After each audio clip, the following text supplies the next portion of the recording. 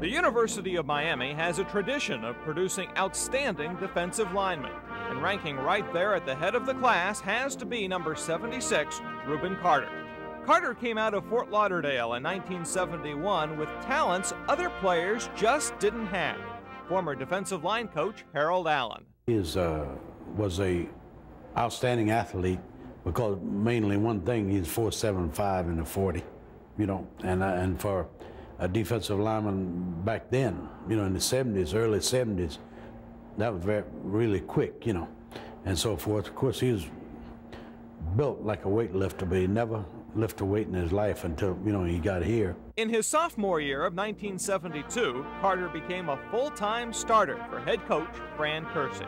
Rubin Carter came in with an outstanding freshman class. Rubin was one of the most sought-after football players in the state of Florida. As many of you know, track was one of his outstanding areas. He threw the shot put into the 60 feet area, sometimes 70 feet. A truly great athlete, and he was one of 5 freshman football players that went on to play in the professional leagues. And of course, I always remember Rubin as being one of those players that I've enjoyed coaching. You don't come across that many guys that not only was a great player, but a student athlete that went to class, did all his work, part of the student body, went on, now has a great family, and we are so proud and happy for Rubin being selected to the Hall of Fame. In Carter's junior and senior seasons, he was coached by Pete Elliott. Watching Rubin in practice or in a game, it was easy to see that he was not only going to be one of the great college players, but a great standout in professional football as well. His great strength and his quickness combined with excellent practice habits and a deep dedication made it obvious to all that he was a winner. I'll never forget Rubin, the locker room of the Orange Bowl after our 1973 win over the #1 ranked University of Texas. He never stopped smiling that great smile of his as he went around to every one of his teammates and told them how well they had played. He was the leader then, and I'm sure he is now.